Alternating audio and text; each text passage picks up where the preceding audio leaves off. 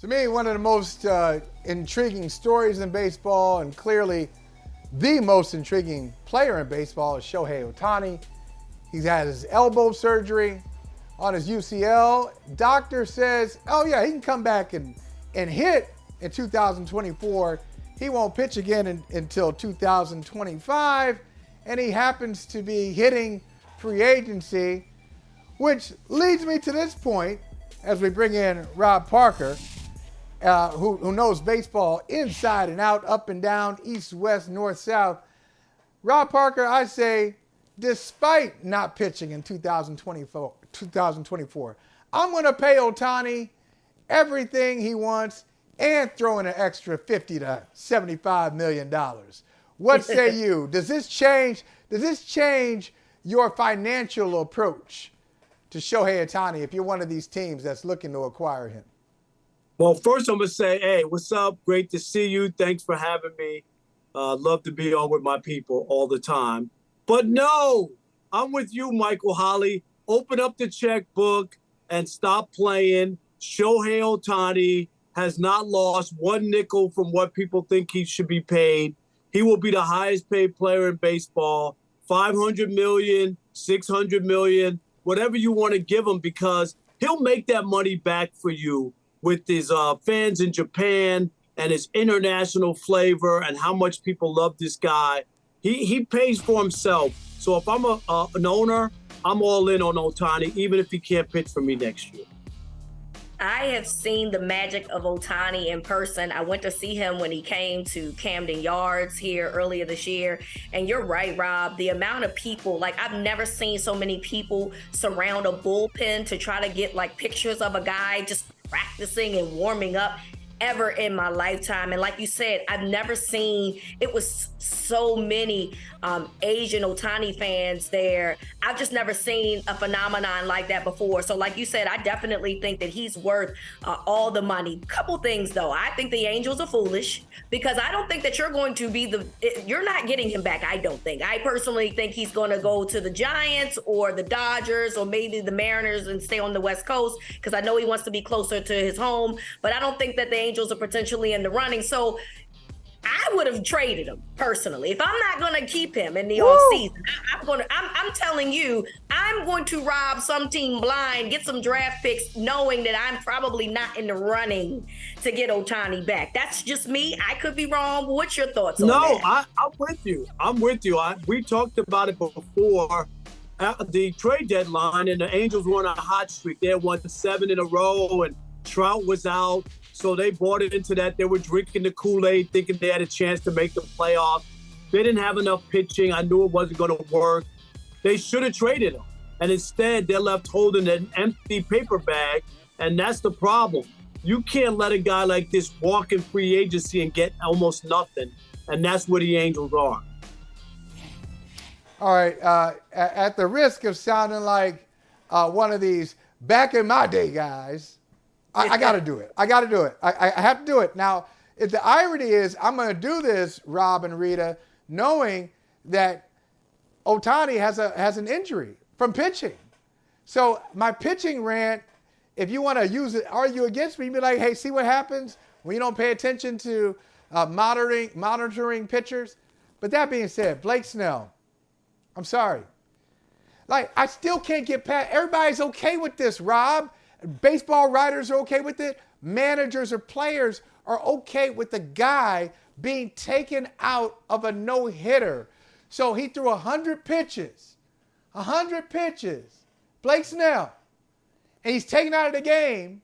And he tells his manager, yeah, if I'm being honest, I ain't have much to go anyway. You threw 100 pitches, bruh. You got a no-hitter. And you coming out the game? And you're okay with that? I can't get past it. I can't get past the modern approach to pitching. And Rob, I'll say this. This comes a couple weeks after a Mariners pitcher was upset that his manager left him in the game. He said, I wanted to come out. He left me in the game. And I struggled. You chump. You wanted to come out the game?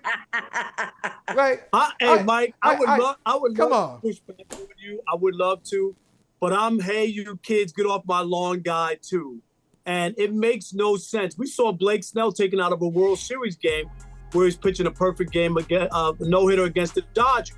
And the perfect game I was alluding to came the Dodgers. Clayton Kershaw was pitching a perfect game, 7 innings, 80 pitches, like no stress pitches, no stress at bats, and they took him out of the game with the same premise that they didn't want to put him in too long or keep him in too long because he's going to wind up getting hurt. Guess what? They took him out, and he still got hurt last season. So all of this stuff of trying to save people and trying to stop them from getting injured is ridiculous. If a guy has good stuff and he's pitching a no-hitter or a perfect game, let him go. As soon as he walks a guy who gives up a hit, you pull him out. But until that, I'm going with perfection. I'm going for a no-hitter. I'm sick of it as well. Blake Snell is going to be the National League MVP with another 7 sterling innings, but he should have been able to pitch more until he gave up a hit. I have a theory, and I'm curious to know what you guys think. So as we're getting close to the playoffs, I do think what's happening is managers are putting innings under a microscope. So they don't want their obvious starters for playoffs to exceed a certain amount of innings. So they're finding ways to take them out. So then that way, when the playoffs come, they won't be gassed out. Do you agree with the logic? You know, because I'm assuming this is something fairly new now when you start using analytics and all of those types of things. Yeah. Or do you say, nah, I don't care. Look, just push it to the limit. You should be ready to go. I get that. If it was 140 pitches to get a no-hitter, I'm down. I'm not down with 140 pitches to get a no-hitter. If he was up that high, 100 pitches through 7 is not that much. And you give the guy an opportunity, and all the stuff that they've been doing lately with the analytics, and they don't always work out. So I don't understand why. It's the same thing in the NBA. Load management, they've had nothing but injuries. They've had load management. Kawhi Leonard still can't stay healthy. It doesn't even make sense. Right. That's why I feel like we got to be fair with it. Like, so you will hear, modern athletes, and some of them not even great players, like J.J. Redick, talking about the old school guys. Oh, they couldn't play right now. Oh, they couldn't play with us. The game's it's too fast, and we're too athletic, and these old dudes couldn't keep up. Okay, well, hold on. Okay, but the old dudes were able to play in Chuck Taylors. Okay, they were playing in low-cut Chuck Taylors. They had like 2 assistant coaches maybe, or 1 assistant coach. Some of them were taking trains. Some of them had jobs in the off season, so they didn't really get rest. They didn't have personal trainers. They didn't have chefs, all this stuff. Mike, let me say this. They found a way to play. Y'all can't play? When I started covering the NBA, I used to fly commercial. I've been covering the NBA since 1987. And when I covered the New Jersey Nets, we flew commercial with the players. The players used to sit next to me on a flight. Everybody didn't sit in first class. People used to sit and coach NBA players with the general public. 6'6", sitting in the middle seat.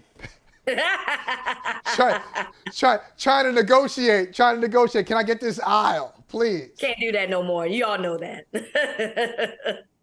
Hey, thank you for watching Brother from Another. If you haven't hit that subscribe button, go ahead and do that now. Don't forget, you can catch us 3 to 4 weekdays on PeacockTV.com and on Sirius XM Channel 85.